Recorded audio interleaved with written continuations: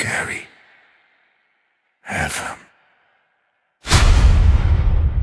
হুগলি নদীর ওপর দিয়ে বয়ে যাওয়া ঝোড়ো হাওয়ায় মাঝে মাঝে এমন এক কান্নার শব্দ ভেসে আসে যা কোনো মানুষের নয়। বলা হয় হাওড়া ব্রিজের প্রতিটি পিলারের নিচে আজও সেই অতৃপ্ত আত্মারা ঘুরে বেড়ায় যারা এই ব্রিজ তৈরির সময় বলি হয়েছিল। 1943 সাল, দ্বিতীয় বিশ্বযুদ্ধের দামামা বাজছে চারদিকে।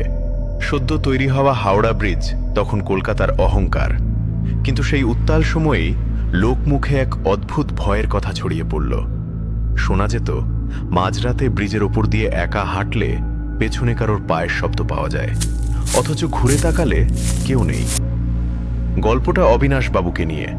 তিনি ছিলেন ব্রিটিশ রেলওয়ের একজন ফোরম্যান, কড়া মেজাজের মানুষ, ভূতপ্রেতে বিশ্বাস নেই।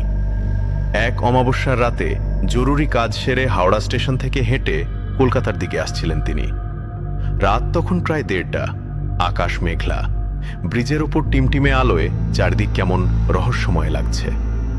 ব্রিজের ঠিক মাঝখানে পৌঁছাতেই অবিনাশবাবুর মনে হলো তার ঠিক পেছনে কেউ একজন হাঁটছে।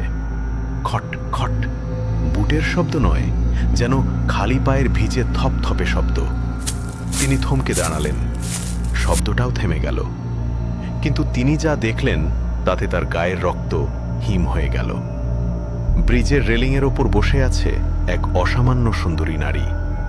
পরনে তার মানধাতা আমলের ধবধবে সাদা শাড়ি, কিন্তু অদ্ভুত ব্যাপার হলো অত ঝড়ো বাতাসেও তার চুল বা শাড়ির আঁচল একটুও নড়ছে না।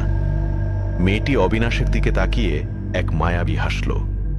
সেই হাসিতে নেশা ছিল, আবার এক গভীর হাহাকারও ছিল।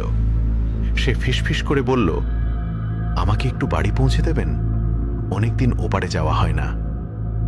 অবিনাশবাবু মোহগ্রস্তের মতো এগিয়ে গেলেন। মেয়েটি উঠে দাঁড়িয়ে ব্রিজের একদম কিনারায় গিয়ে দাঁড়ালো। তার পা দুটো মাটির থেকে কয়েক ইঞ্চি ওপরে ভাসছে। হঠাৎ মেয়েটির চেহারা পাল্টাতে শুরু করল। মায়াবী মুখটা নিমেষেই হয়ে গেল কোটরগত চোখের এক বিভৎস কঙ্কালসার চেহারা। সে অবিনাশের হাতটা জাপটে ধরল। তার হাতের স্পর্শ বরফের চেয়েও ঠান্ডা। এই ব্রিজ আমাদের রক্ত দিয়ে করা। প্রেতিনীটা আর্তনাদ করে উঠল, আমাদের মুক্তি নেই, তোমাকেও আমাদের সাথে থাকতে হবে। অবিনাশবাবু যখন জ্ঞান হারালেন তখন তিনি ব্রিজের একদম শেষ প্রান্তে ঝুলেছিলেন। পরদিন সকালে পুলিশ তাকে উদ্ধার করে। তিনি বেঁচে ফিরলেও কোনোদিন আর স্বাভাবিক হতে পারেননি। আজও মাঝরাতে হাওড়া ব্রিজের ওপর দিয়ে যাওয়ার সময় অনেকে এক রহস্যময়ী নারীর সুগন্ধ পায়, আর তারপরেই সেই হাড় কাঁপানো অট্টহাসি শোনা যায়। স্থানীয় মাঝিদের মতে সেই প্রাচীন আত্মা আজও তার পরবর্তী শিকার খুঁজে বেড়ায় ব্রিজের অন্ধকার কোণগুলোতে।